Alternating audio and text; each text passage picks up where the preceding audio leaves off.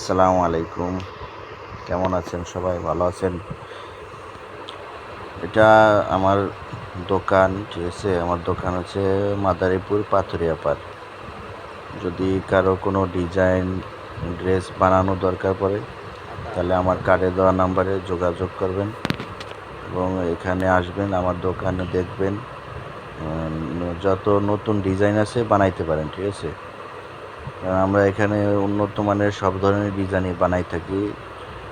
কাঠিন blouse, তারপরে normal blouse, যে কোনো ডিজাইনের পোশাক আপনারা আমাদের কাছ থেকে বানাইতে পারেন, ঠিক আছে? আমার ঠিকানা হচ্ছে মাদারীপুর পাথুরিয়াপাড়।